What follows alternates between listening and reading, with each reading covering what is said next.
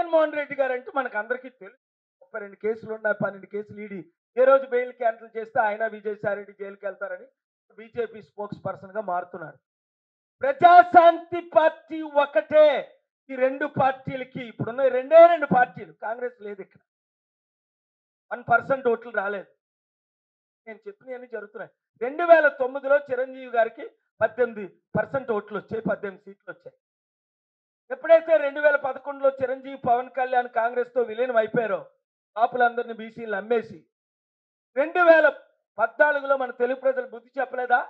కాంగ్రెస్ కి 0.5% ఓటు వేయలేదు, 40% ఉన్న వారికి. చిరంజీవికి 0.5% ఓటే, ఇద్దరికి కలిపి 1% ఓట్లు రాలేదు.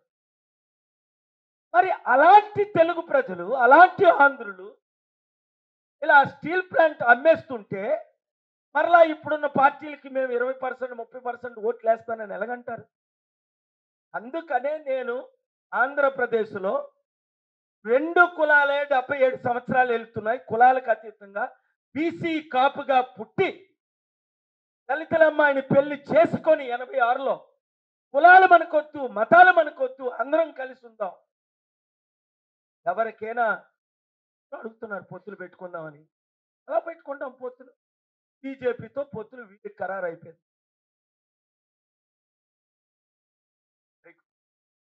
ఇప్పుడు నేను అన్నది చివరి పాయింట్, నేను ఇచ్చింది ఏంటంటే అర్థం చేసుకోండి.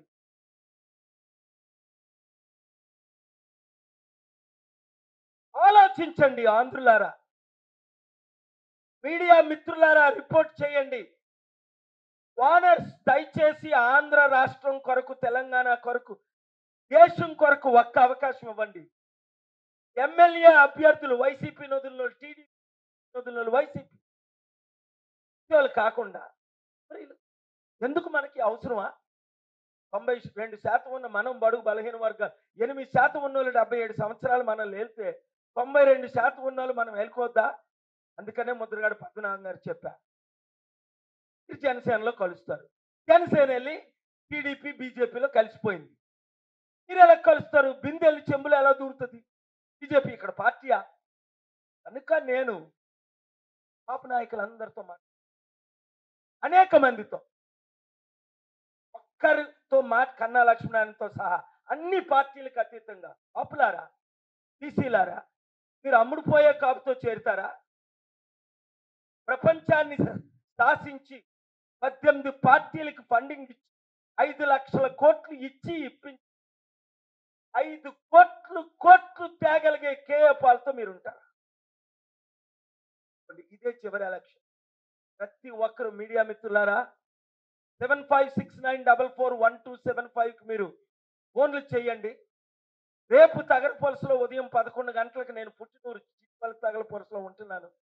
ఎక్కడ అన్నది ఫేస్బుక్లో అడ్రస్ పెడతాం, మీరు రండి. విశాఖపట్నం ఎంపీగా నేను పోటీ చేస్తున్నాను, నన్ను పార్లమెంట్కి పంపించండి. నేను ఎంపీ అయితే ప్రధానమంత్రిని ఒప్పిస్తా, స్టీల్ ప్లాంట్ అమ్మకుంటా ఆపుతా, 1 సంవత్సరంలో క్యాపిటల్ కట్ చూపిస్తా, పోలవరం కట్ కంప్లీట్ చేసి చూపిస్తా 2 ఇయర్స్లో. కోటి ఉద్యోగాలు 5 సంవత్సరాలు ఇస్తా, సంవత్సరానికి 20 లక్షల ఉద్యోగాలు.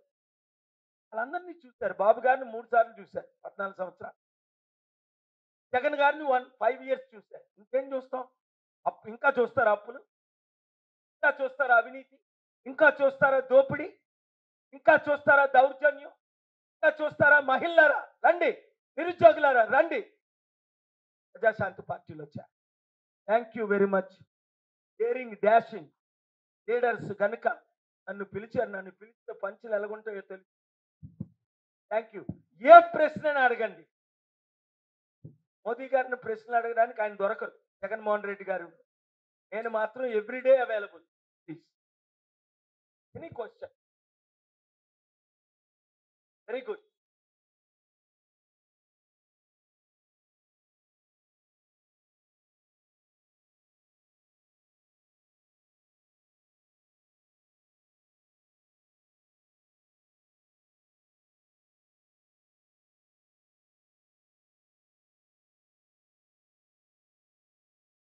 మంచి ప్రశ్న. Thank you very much. మీ పేరండి? రత్నాకర్ గారు. అలాగే అడగాలి. ప్రశ్నలు అన్నది. ఈ మధ్యన టీవీ5 మూర్తి గారి ఇంటర్వ్యూ చేస్తుంటే నన్ను 1 అవర్ సడన్ గా రఘురామకృష్ణరాజు గారు లైవ్ వచ్చారు. మీరు చూస్తూ ఉంటారు. దాదాపు 50-60 లక్షల మంది బయట. పాల్ గారిని నేను వెళ్ళాను హోటల్కి ఎలక్షన్స్ ముందు, సార్ నాకు మద్దతు ఇవ్వండి, కలిసి పనిచేద్దామని. హోటల్లో లైవ్లో ఉంటుండగా 2 సార్లు కలిశాను. రఘురామకృష్ణరాజు గారికే ఓటేయండి, నాకు ఎందుకంటే 1 వీక్ టైం ఉంది, 1 వీక్లో నేను ఎలక్షన్లో కంటెస్ట్ చేయకూడదు, నామినేషన్ వేశానని చెప్పాను. అందుకని రఘురామకృష్ణరాజు గారే మీరు కొట్టండి కేఏ పాల్ రఘురామకృష్ణ T5 అని డైరెక్ట్గా 1-2 months బ్యాక్ నేషనల్ ఛానల్లో పాల్ గారు నన్ను గెలిపించడంలో పాల్ గారి హస్తం ఉంది, నన్ను గెలిపించారు, నాకు బ్లెస్సింగ్ ఇచ్చారు, నాకు ఓట్లు వేయించారని ఆయనే చెప్పారు. Thank you very much. ఇప్పుడు ఎంపీ గారు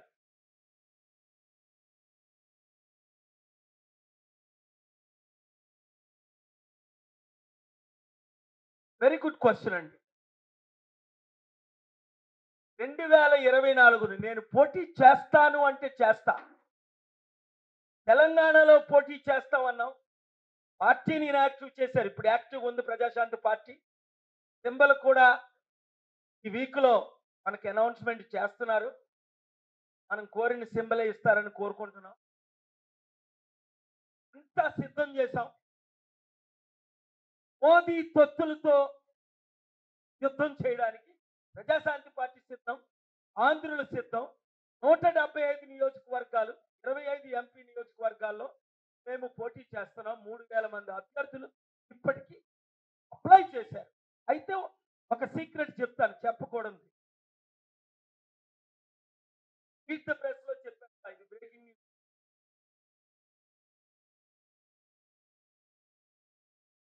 మోదీ తొత్తులతో యుద్ధం చేయడానికి ఇష్టమైన అభ్యర్థులు రాట్లా. ప్రొఫెసర్స్, ఐఏఎస్లు, ఐపీఎస్. కేడి లక్ష్మీనారాయణ గారు తమ్ముడు 7 సార్లు కలిసి మంత్స్ బ్యాక్ 1000 కోట్లు ఉంటే నేను పార్టీలో చేరుతాను అన్నారు. వాళ్ళు ముగ్గురు. నేనేమన్నా నా పార్టీలో 100 కోట్లు మీకు విదేశాల్లో చారిటీకి నేను ముందే ఆయన ఏదో పార్టీలో చేరారు. అంత మంచి జేడీ లక్ష్మీనారాయణ గారే 100 కోట్లు ఆశిస్తే ఆయన మొన్న ఇంటర్వ్యూలో నేను ఐఎమ్ నాట్ ఫర్ సేల్ అన్నారు. ఫర్ సేల్ కాదు, 100 కోట్లు నాకు 1000 కోట్లు ఆయనకి ఇస్తే ఆయన గట్టిగా పోటీ చేద్దామని. డబ్బు లేకుండా ఎలక్షన్ లేదు, అయితే మేము సిద్ధం. మీకు అర్థమై ఉంటుంది, సిద్ధం.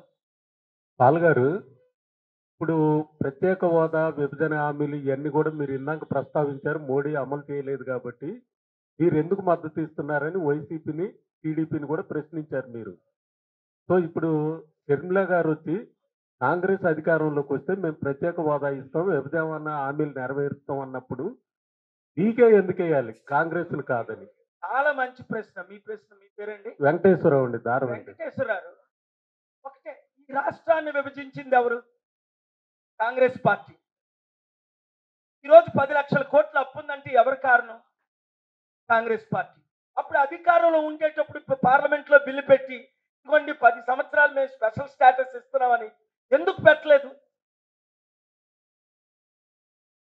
కాంగ్రెస్ ని ఎవరైనా నమ్ముతున్నారా దేశంలో? 3 రాష్ట్రాల్లో కాంగ్రెస్ ఉంది, 29 రాష్ట్రాలు ఉంటే. అది కూడా మన బ్లెస్సింగ్స్, మన ప్రేయర్స్, మన సపోర్ట్తో కర్ణాటకలో 53,000 చర్చెస్, తెలంగాణలో 1% ఓటుతో మేము ఎలాగా గట్టి పోటీ ఇవ్వలేకపోతున్నాం, వారికి మద్దతు ఇచ్చామని ఇచ్చేసాం. ఆ 2 రాష్ట్రాలు ఓడిపోను. 1%, 1%. కర్ణాటకలో చూడండి 20-30 సీట్లు, 200, 300, 1000 ఓట్లతో గెలిచారు. తెలంగాణ చూడండి 20-30 వేలు. అదే షర్మిల గారు వాళ్ళ పార్టీలో కలిసి ఉంటే, విలీనం అయి ఉంటే 30 సీట్లు ఓడిపోను. రేపు ఇలా మళ్ళా ఆంధ్రులు వచ్చారా అని. కనుక కాంగ్రెస్ ఇక్కడ లేదు. మన ఎన్నోట్లు వచ్చాయి 2014 నుంచి మీరు చూడండి కరెక్ట్గా, 2009 నుంచి 1%, 1% కూడా రావట్లేదు. అలాంటి కాంగ్రెస్ పార్టీకి ఆంధ్రాలో ఓటేసి ఓట్లు చీల్చే కట్టే 54 నుంచి 68-70% ఉన్న ప్రజాశాంతి పార్టీకి మీరు ఓటు వేయొచ్చు కదా. ప్రజాశాంతి పార్టీని తరపున నిలబడండి. 25-30 లక్షల ఎమ్మెల్యేగా నిరుద్యోగులు 10 లక్షల మందితో మీటింగ్ పెట్టండి. గెలిపించే బాధ్యత మాది. సరే సార్, ఇప్పుడు మీకు ఓటేయమంటున్నారు, మీకు అభ్యర్థులే సరైన పోలు రావట్లేదని మీరే చెప్తున్నారు కదా. ఇక మిమ్మల్ని ఎట్లా వేయాలి? మిమ్మల్ని ఒక్కరు చూసి ఓటేయలేం కదా. అంటే రాజకీయంలో రౌడీలు ఉండాలండి. నేను ప్రపంచ శాంతి దూతను అయినప్పటికీ వరల్డ్ డాన్ని 6 అమెరికన్ ప్రెసిడెంట్లు ఏడిపించాను. ఈరోజు మోదీని, కేసీఆర్ని, కేసీఆర్ గారు అందరినీ జైల్లో పెట్టారు. 100లో 100 మందిని చంద్రబాబు నాయుడు గారిని పరిగెట్టించా.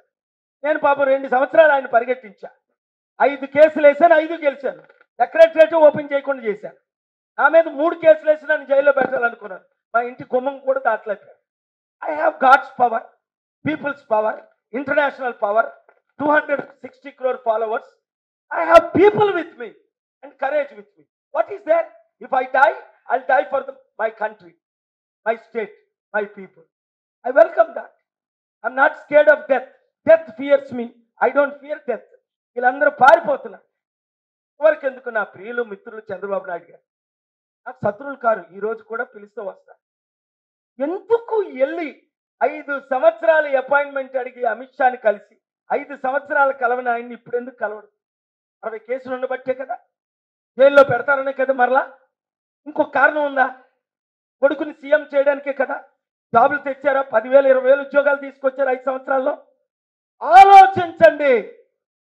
జగన్మోహన్ రెడ్డి గారు వచ్చారు, ఏం చేశారు?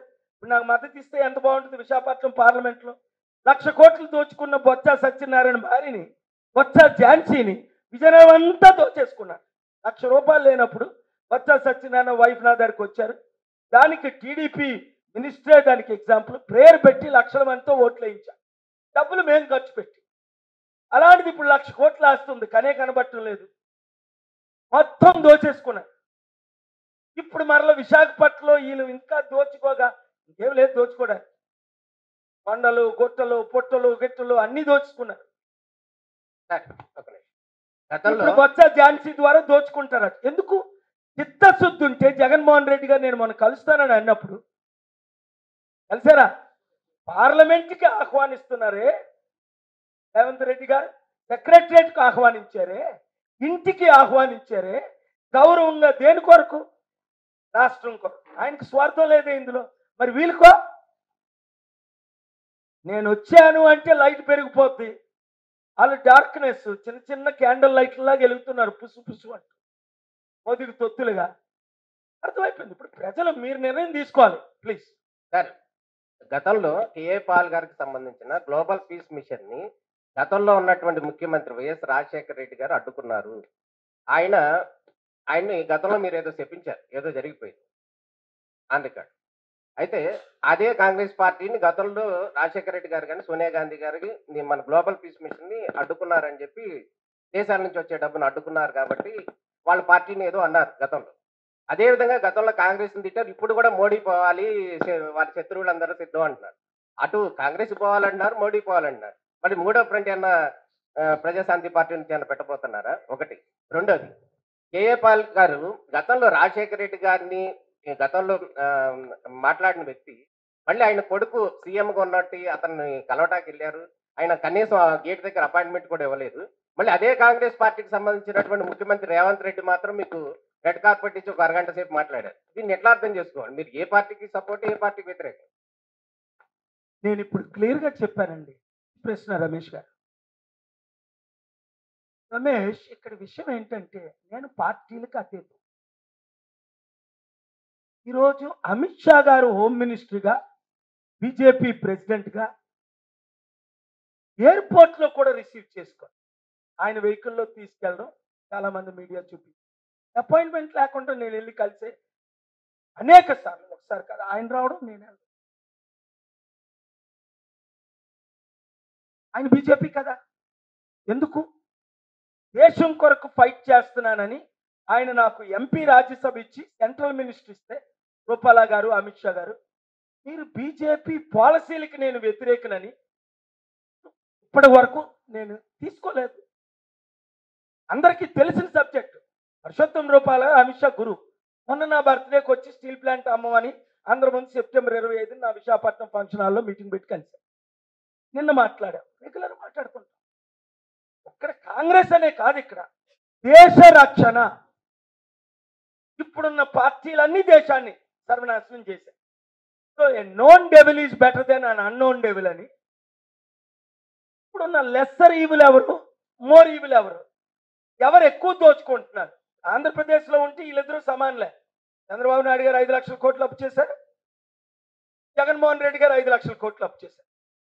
వీళ్ళు 10లో ఏమీ చేయలేకపోయారు, ఇద్దరు మోదీ తొత్తులే. ఉండవల్లి అరుణ్ కుమార్ గారు అన్నారు కదా అనేక సార్లు, బీజేపీ ఆంధ్రప్రదేశ్లోనే స్ట్రాంగ్ ఉంది యూపీ కంటే అని. ఎందుకంటే జగన్మోహన్ రెడ్డి 25 ఎంపీలు గెలిచినా అన్నిటికీ ముద్రేసేస్తున్నారు. మొన్న చంద్రబాబు నాయుడు గారు వెళ్ళి అమిత్ షాని కలిస్తే నెక్స్ట్ డే, అయ్యా నేను ఎన్డీఏలో చేరడం సిద్ధం, మీరేం చేయమంటారు సార్ అని చంద్రబాబు నాయుడు గారు అమిత్ షాని అడిగితే, రాత్రి మాట్లాడుకుంటున్నారు మోదీ గారు 12 గంటల కలిసి అమిత్ షా మోదీ గారిను. మీకు తెలుసు నా కనెక్షన్స్. రేపు జగన్ అడుగుతానంటే ఈయన కూడా ఎన్డీఏలో చేరడానికి సిద్ధమే. ఇప్పుడు వాళ్ళు కొట్టుకుంటున్నారు, అందరూ మా వైపు సిద్ధమే అని. ఇది దేనికి సిద్ధం? మళ్ళా ఆంధ్రాని అదానికి అమ్మడానికి సిద్ధం. కనుక నేను రేవంత్ రెడ్డి గారికి, తెలంగాణ ముఖ్యమంత్రి గారికి అభివృద్ధి కొరకు నేను మద్దతు ఇస్తున్నాను, కాంగ్రెస్ పార్టీకి కాదు. ఏమో మోదీని గద్దె దించాలంటే 211 మంది ఎంపీలతో మాట్లాడాం, కలిసాం, చేసాం. ఇంకెక్కువ నార్త్ కేజ్రీవాల్ మొదలుకొని సౌత్ స్టాలిన్ వరకు, ఈస్ట్ కాన్రాడ్ సంగమా మొదలుకొని వెస్ట్ ప్రతి సీఎంని ఇంటికెళ్ళి కలుస్తున్నాను ఈ 2 years. వారి ఇంటికెళ్ళి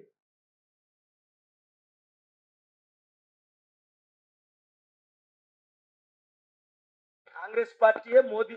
అక్కడ జార్జ్ బుష్ గారు ఒత్తిడి. గ్లోబల్ పీస్ అంటే అర్థం ఏంటి? ప్రపంచంలో నెంబర్ 1, లక్షల కోట్లు వచ్చేది, యుద్ధాలు జరగకుండా ఆపేది. ప్రపంచంలో యుద్ధాలు ఎవరు ఎక్కువ చేస్తారు? అమెరికా, తర్వాత రష్యా, చైనా. వాళ్ళ బిజినెస్ తీసేసాను 10%. 100కి కోటి రూపాయల్లో 10 లక్షలు, 100 కోట్లో 10 కోట్లు. వాళ్ళు అప్పుడు సోనియా గాంధీ పొత్తు జార్జ్ బుష్కి, వెస్టర్న్ కంట్రీస్కి. ఇప్పుడు రాహుల్ గాంధీ గారు వచ్చారు, ప్రియాంక గాంధీ వచ్చారు. వాళ్ళు మారి పాలుగారు కలిసి పోరాడదాం, పనిచేద్దాం, ఫైట్ ఇద్దాం, దేశాన్ని ఆర్ఎస్ఎస్ నుంచి రక్షిద్దాం అని అంటే ఐఎమ్ రెడీ. దేశ రక్షణ కొరకు ఎవరితోనైనా కలవడానికి సిద్ధం. క్లారిటీగా ఉందా? దేశం కొరకు, నా కొరకు కాదు. నాకు ఎంపీ పోస్ట్ అయినా, సీఎం పోస్ట్ అయినా, పిఎం పోస్ట్ అయినా చిన్నదే. గ్లోబల్ పీస్ ప్రెసిడెంట్ని 192 దేశాలు లాస్ట్ ఇయర్ నాకు మద్దతు ఇచ్చారు యుక్రెయిన్కి సపోర్ట్గా. 4 ఇవ్వలేదు, మోదీ గారికి కూడా. ఇంటర్నేషనల్గా ఐఎమ్ పాపులర్. పాల్ గారు ప్లీజ్ సార్, ఇప్పుడు అమిత్ షా గారినో మోదీ గారినో కేసుల కోసం, పొత్తుల కోసం వాళ్ళందరూ కలుస్తున్నారని చెప్తున్నారు. మీరు దేనికి కలిశారండి? మీకు తెలీదా? చెప్పండి. మీరు అంటే వారు మీరు చెప్పండి, మీరు చెప్పండి. మంచి ప్రశ్న. మీరు వాళ్ళ దానికోసం కలిసారని చెప్పారు, మీరు దేనికోసం కలిసారు చెప్పండి. నేను ఒకందుకే కలుస్తా, అందరికీ ఈ దేశం కొరకు లక్ష్యం పెడుతున్నా. 120 క్రిస్టియన్ కంట్రీస్ రూపాయి ఇవ్వట్లేదు మోదీకి, 56 ముస్లిం కంట్రీస్ రూపాయి ఇవ్వట్లేదు. వారిని ఒప్పించి లక్షల కోట్లు దేశానికి ఇప్పిస్తున్నా. భారతరత్నకు నన్ను ప్రపోజ్ చేశారు. అప్పుడు బాలయోగ్ గారు చేశారు, మీకు తెలుసు. ఎర్రంనాయుడు గారు చేశారు క్యాబినెట్లో, మీకు తెలుసు. బీజేపీ వైస్ ప్రెసిడెంట్ షెకావత్ గారు చేశారు. ఇవన్నీ ఫ్యాక్ట్స్ కదా. వెల్ఫీస్ ప్రైజ్ నేను తీసుకోలే. ఈ మోదీ గవర్నమెంట్ రాసిన లెటర్ మీరు చూడండి. గవర్నమెంట్ మినిస్టర్ ఇలాంటి ఆయన ఈ ప్రపంచంలో లేరు, నోబెల్ పీస్ ప్రైజ్ ఈయన అర్హులని. వద్దన్నా, ప్రైజ్లు వద్దులండి, భారతరత్నాలు వద్దండి. నాకు శాంతి కావాలి. 150 కోట్లు Indians, Muslims, peace loving Hindus, Christians. మీకు ఇంకో విషయం తెలుసో తెలీదు, 10 సమిట్లు పెట్టాను ఢిల్లీలో. అటెండ్ అవ్వని ప్రైమ్ మినిస్టర్ లేరే. ఎప్పటి నుంచి నా బ్లెస్సింగ్స్ తీసుకున్నారు? ఫస్ట్ 83 ఇందిరాగాంధీ గారు, ఆ తర్వాత ఈరోజు మన్మోహన్ సింగ్ గారు, మోదీ గారితో సహా ప్రతి ప్రైమ్ మినిస్టర్, దేవగౌడ్ గారు, చంద్రశేఖర్ గారు, విపి సింగ్ గారు, పివి నరసింహరావు గారు, రాజీవ్ గాంధీ గారు ఎందుకు నన్ను పోస్ట్ చేశారు? 81లో నేను సేవా కార్యక్రమాన్ని స్టార్ట్ చేశానండి. చిన్ననాటిలో దేవుని కృపలో పైకి ఎదిగిపోయారు. 81లో 42 years బ్యాక్ నేషనల్గా ఫేమ్, ఇంటర్నేషనల్గా ఫేమ్. నా కొరకు 1,00,000 కోట్లు కాదు కదా, 1,00,000 రూపాయల ఆస్తి లేకుండా లక్షల కోట్లు ప్రజలకు పంచిన బాధ ఏంటి? మన ఇండియా అప్పుల దేశం అయిపోయింది. చైనా ప్రపంచం 100 దేశాలకు అప్పిస్తుంది, మనం 100 దేశాల నుంచి అప్పు తీసుకుంటాం. మోదీ ఏమన్నారు? ఓ అమెరికన్స్ అంతా ఇండియా క్యూ కట్టేస్తారన్నారు. ఎవడు క్యూ కడుతున్నాడు? ఇండియన్స్ ఎక్కడికి వెళ్ళినా ప్రపంచం అంతా వీసాలు అవసరం లేదు అన్నాడు. వీసాలు ఇవ్వడమే లేదు ఇప్పుడు, నేను ఫైట్ చేస్తే తప్ప. డాలర్ ఈక్వల్గా రూపాయి అయిపోద్ది అన్నారు. 100 రూపాయలు నేను అమెరికా వెళ్ళినప్పుడు 12 రూపాయలు ఉండేది, డాలర్ 12, ఇప్పుడు 85. అటేనా జరిగిందండి. ప్రశ్నిస్తే ఉంచుతారండి, ప్లీజ్. సార్, నా పేరు వివిరావు. గత 10 సంవత్సరాల నుంచి బీజేపీ గవర్నమెంట్ మన భారతదేశాన్ని పాలిస్తుంది. 10 సంవత్సరాల క్రితం కేఏ పాల్ గారు ప్రపంచ శాంతి దూతగా చాలా ప్రసిద్ధి చెందినటువంటి వ్యక్తి. అప్పుడు మీరు ఏ దేశంలో అయినా సరే, ఎవరినైనా సరే, మీరు ఎంత ఫండ్ అయినా సరే అడిగి మీరు మన భారతదేశానికి సహాయం చేసేటటువంటి స్థితిలో మీరు ఆ రోజు ఉన్నారు. ఆ రోజు మీరు మన దేశానికి ఏం చేశారు? మీరు ప్రపంచ శాంతి దూత నుంచి ఇప్పుడు మీరు రాజకీయ నాయకుడిగా, ప్రజాశాంతి పార్టీ అధ్యక్షుడిగా మీరు పార్టీని పెట్టి వచ్చారు. ఇప్పుడు మీరు రాజకీయాల్లోకి వచ్చిన తర్వాత అప్పుడు మీకు ఉన్నటువంటి ఫేము లేదు. తర్వాత మీకు ప్రపంచ శాంతి దూత అన్నటువంటి పేరు కాస్త మారి రాజకీయాల్లో వచ్చిన తర్వాత మిమ్మల్ని చాలా అపహాస్యం చేస్తున్నారు. మీ దగ్గర బాగా నిధులు తెచ్చేటటువంటి శక్తి సామర్థ్యాలు ఉన్నప్పుడు అప్పుడు మీరు దేశానికి ఏం చేశారు? ఇప్పుడు రాజకీయాల్లోకి వచ్చిన తర్వాత ఇప్పుడు మీకు మీకు అసలు ఫండ్స్ రావట్లేదు, లాస్ట్ 10 years నుంచి రావట్లేదు, మన దేశంలోనే బ్యాన్ చేశారు. ఇప్పుడు మీరు మన దేశానికి నిధులు ఎలా తెస్తారు? ఎలా మీరు సపోర్ట్ చేస్తారు? చాలా మంచి ప్రశ్న అండి. 1989 నుండి డైరెక్ట్గా నేను అమెరికాలో అడుగుపెట్టిన దగ్గర నుండి 5 లక్షల కోట్లు 89 నుంచి డైరెక్ట్గా మన దేశానికి గవర్నమెంట్ ద్వారా, ఎమ్మెల్యేల ద్వారా, ఎంపీల ద్వారా, ఎన్జిఓల ద్వారా, పాస్టర్ల ద్వారా,